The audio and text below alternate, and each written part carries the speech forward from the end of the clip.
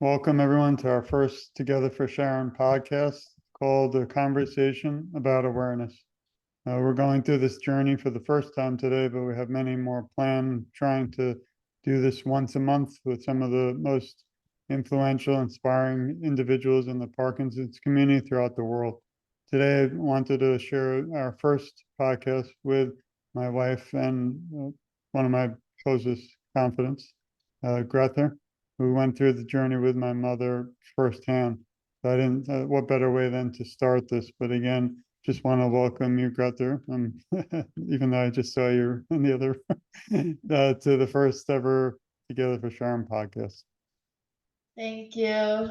It's great to be here. I'm glad that you're doing this to continue to spread awareness in a new medium via podcast and video. I think it will only help continue to spread awareness for Parkinson's disease. And I love how you keep thinking of new ways to do so. Thanks, and it's really amazing to have you as our first guest. And again, I want this to be casual, fun, no pressure, and really just to be able to reach everyone out there who's also going through what we did when my mother was going through her fight against Parkinson's. Unfortunately, we didn't win on 1/1/2020 when my mother passed. It still feels like it was just yesterday, and but you were actually there to support me throughout the whole. I said it was something, can't even put a word because it was just such a roller coaster would be the best word. I feel like we came out strong, and one thing I never want to do is regret anything. And I feel like we really tried everything. But if you want to now get to our talk, our conversation today on awareness is a little bit about the first time you met my mother, if you want to share that story with everyone. Yes. Yeah. I think that a huge part of our relationship as I joined the family, your family, was eating. Everything we did pretty much revolved around eating. We would go to restaurants or just order in or just cook at home, but everything really revolved around the dinner table.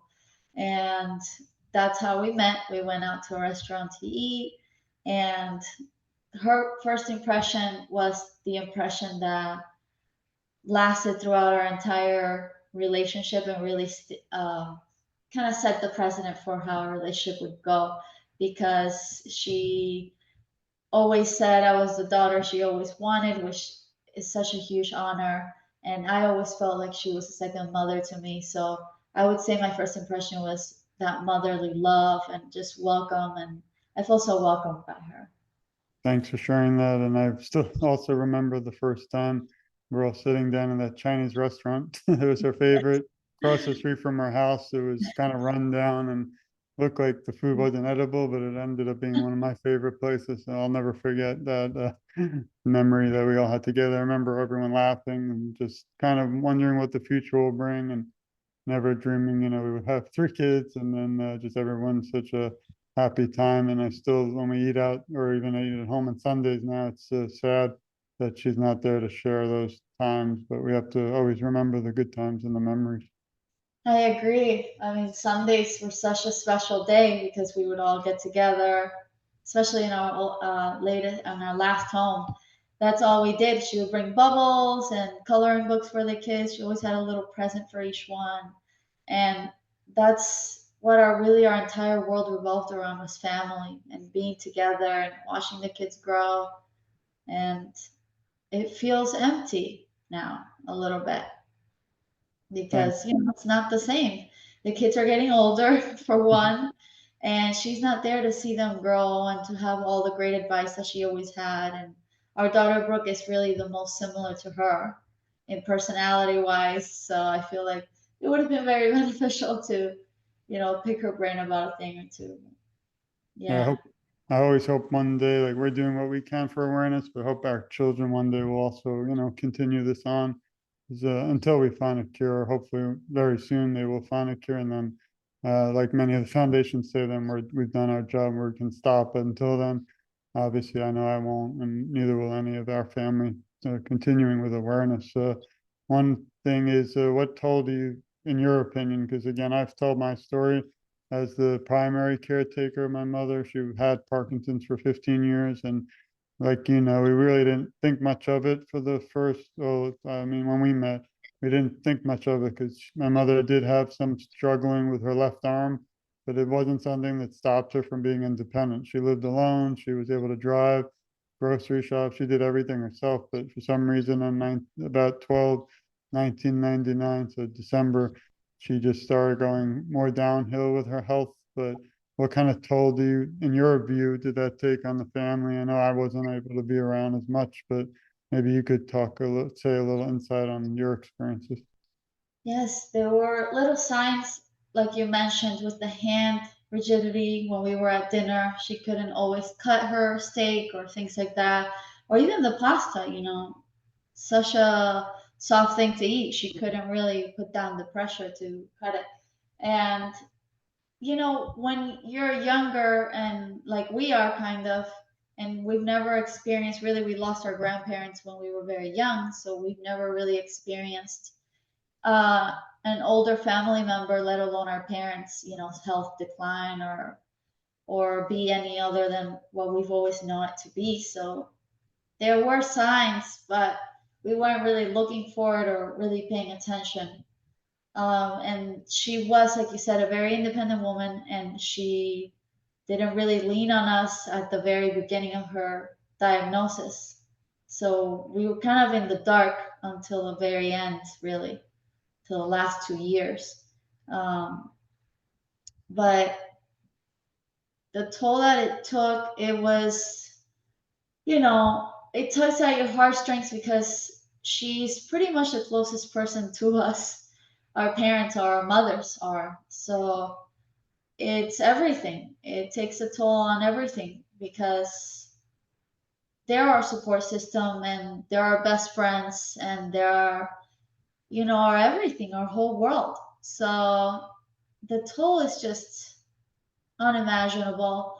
But then there is real life, and it just comes at you so fast that you don't really have time to process what's happening or to really sit down and say, oh, I feel this way about what's going on. It's really afterwards that it all just comes back. And that's why this is so great to talk about with you and with others that were in our same position, because it's a process of unpacking everything that happened. Because it's, our schedules were obviously very busy, and then adding on her schedule, her doctors, and all the unknown that surrounds it, because it's just such an unknown illness still, and that has no cure. Yeah, I think unknown and unexpected. And shocking because every day we saw something happen or worse. For some days I thought we would have a break or she'd be okay, but then something else happened. Even just the process with trying to select caregivers, which we were both 100% together. We went through several companies. Obviously, we took care of her 24/7, but we didn't live with her. She liked living on her own and being independent, but the minute we had to look for hospice long term, and then they said no more physical therapy. We know the key for all Parkinson's individuals with Parkinson's is moving, and once you take away physical therapy or movement, it's kind of lose your hope. So one thing I always recommend is never stop, hope, but also always keep fighting and keep moving. Exercise seems to be what I'm learning now is very, very important. And unfortunately, at that point, my mother couldn't really do a lot of that. She went from, again, being independent and walking, but then to the wheelchair. Well, first the walker, then the wheelchair, and just panic and things. So she also had symptoms of dementia. So it was just very hard. I always tell the story that the one night she came almost close to passing, and we rushed her to the hospital. They saved her, but then after that, she just continued her health to get worse. And remember, she had to write post-it notes around her room to write down who is still reality there, present, and who is not in the state of where we are in Florida. That was one Right. of the worst Yeah. moments. I am actually now looking back extremely grateful that from the time of her diagnosis to the very end, we had all that time with her, because at the very end, that's when we really came to the realization of everything that was happening, because it all just compiled on top of another. But she really struggled in silence for a long time. So, I mean, the amount of strength that it must have taken for her to know what was going on and to feel her decline and not let it show is really astounding to me. But I am very grateful for every single day that we did have with her because, you know, we have to choose to look at things in a positive light. And she did struggle for a long time before we even realized that she had. So, yeah. You know, one area that people don't discuss, we just always seem to run out of time, and it's a tougher topic to talk about, is the finances and how finances can also take a toll. We use the word toll, but financial, I know we were spending just 12,000 a month to have round the care aides. No, many people can't do that if you can't get help, you know, from the government or things, but what are some ways maybe we could think of to alleviate the financial burden on individuals with Parkinson's? I mean, obviously, there's no right answer, but that's one topic that I think needs to be addressed much more. And that's what a lot of the foundations do, is, you know, try and raise money for awareness and funding. I know Yes. we've been able to speak in front of Congress, at least our representative, about trying to help the Michael J. Fox Foundation help pass the congressional bill and Parkinson's disease now. And that was really an honor to be a part of, but hopefully if it passes, they'll, you know, able to fund more. But financial burden, I think, is one of the worst. If you're not in a great situation, that patient is kind of, or that individual with Parkinson's, the fighter, is at a tough situation. And I know Yes. we swore to my mother we'll never put her in a home, so not everyone can do that. Yes, she had us promise that she would never end up in a home. And I will have to say, she was very financially responsible her whole life. So she did have a lot of savings for really for her future, but also for your future. But it ended up being really for her future. So I really would have to thank her for that because that was incredible how she had the presence of mind to always be responsible and to realize that, things might change. But yeah, she definitely made us promise to never leave her in a home. And I know that's a really that's a family dynamic situation that's very personal to each family because even if you want one or half the means to do it, it's not always the easiest to find 24-hour care. This is almost like mission impossible. Uh, you don't realize how many hours are in a day until you're scheduling it with a person who's actually not allowed to work 24 hours a day. You find the right person, but they're not allowed to stay with her really 24/7 because it's not realistic. Um, that means that they can't sleep. So, it's not. So she would have a great day nurse, but then the night nurse, that's when she would also have her episodes of dementia and her panic attacks. Like she would see people in the room trying to hurt her. And, got to the point where you even installed cameras because you didn't even know what to make of the whole thing. Uh, yeah. I think one thing I look back is we didn't know, but even for myself, because unfortunately you don't know if I'll have Parkinson's one day or anyone, because it's not determined yet how to get it or why. But long-term disability care is something that maybe if we had for my mother would have helped a lot, but we didn't. You know, again, a lot of problems is Parkinson's still is not at some states considered, something that you won't survive through. So again, every specific case is different in every person. So that's what makes this disease very difficult. I'm a doctor, but mine again is a PhD in criminal justice. So I always say I never give opinions in my only give experiences because I'm not a medical doctor. I always bring that up just so no one communicates that or I don't.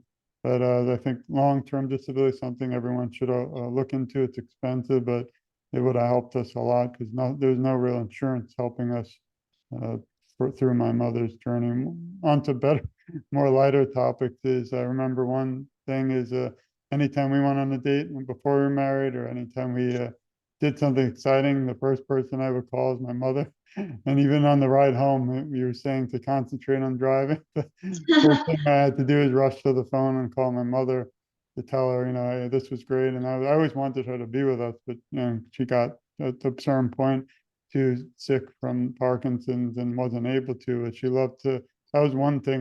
She was the most unselfish person I've ever met. But I know if it was me, I wouldn't want to hear about everything. I wouldn't want to hear about the good times because I can't be a part of it. But she always kind of sacrificed herself, her own well-being for everyone else, and wanted to be the first, to hear about it. When she wasn't sick, obviously, we took her everywhere. I That's remember, what being a yeah, parent is, yeah. I Yeah. remember sitting at her favorite musician artist, and you didn't even know who that was, Barry Manilow. And at that point, she was still okay, but she was dancing with us in the seats to the Copacabana. So That those was a are, happy memory. yeah, like you said, thankfully we have some incredible Yes, memories, but we I do have still, amazing things to hang on to. Especially my favorite are her with the kids. She was just so wonderful with them, and everything about her fascinated them. and this podcast, the first of many, I hope, is about a conversation about awareness, but we try to give more of the caregiver's perspective. And as a married couple, as caregivers, and just fascinating how many topics we could go on for hours, which we won't. But just, thing you look back, you wonder if you could have done something else. But then you look at all the aspects that we went through mentally, physically, emotionally. It was very, very difficult. So obviously we care mostly about my mother and the actual individual going through Parkinson's, but there's also the emotional, not damage, but emotional, physical. I couldn't work out at all. I used to live for working out. Emotional, I had you, thank God. So I had like emotional support, but unless somebody's actually there at certain points, it's hard to understand. We had family, some of them were not even in the state. So it was, maybe a phone call, but it wasn't the same. And it's even very tough for her own good friends to see her like that. So it's just amazing how many different emotions and things also affect the caregiver. If you want to touch on that. Yes, absolutely. Um, when it comes to like the grandchildren, they don't understand what's going on. Especially I remember her last birthday. Joshua was so very young, our middle son, and Eli he was a baby.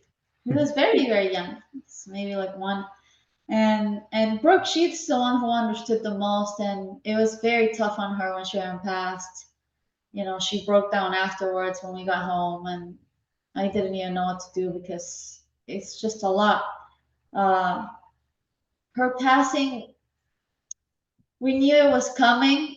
I felt personally like I was just in denial, just because I felt like she was so healthy and she still had so much fight in her. I think everything happens for a reason, and like I said, she did live a long time with the disease. That was just unknown for us.